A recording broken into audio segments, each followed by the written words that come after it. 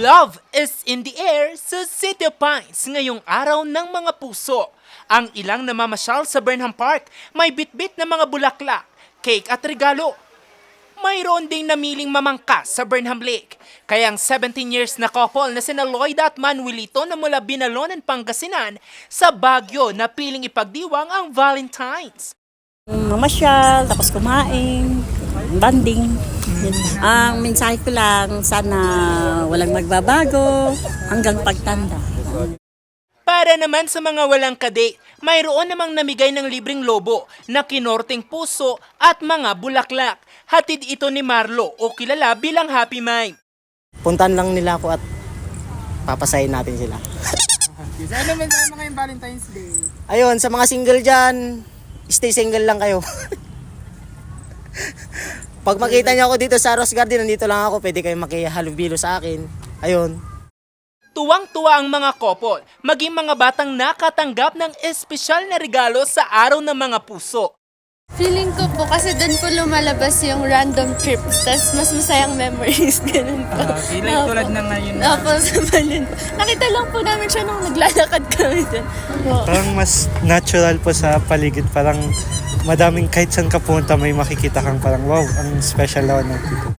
Pati ang security guard na si Angeli, nakatanggap din ng lobo. Anya, kontento na siya rito kahit walang kadate at nasa trabaho ngayong Valentine's. Buong buhay ko mo. Buong buhay ko po kasi kwan po ay mas mahalaga sa akin. Ang ilan naman, lumayo muna sa ingay ng Central Business District at piniling mag-museum day.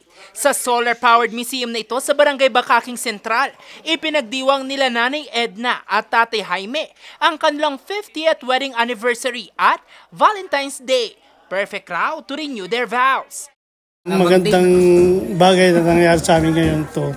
Dahil dito sa mga artifacts na ito, ang mga gawaing true by hands, nagpapatunay na magaling pala yung mga dating generation na gumagawa ng mga ito. Ang mensahe ko pa sa kanya, ako ay napapasalamat sa kanya sa tiwala niya, sa trust niya sa akin, sa pagmamahal niya, at sa lahat, yung care niya sa akin bilang asawa niya.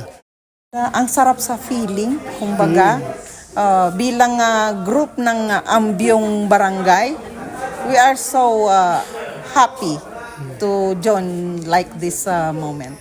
Intact ang respeto namin sa bawat isa. We love each other. Hatid naman ng Barangay Salud Mitra ang harana at masasayang mga kantahi.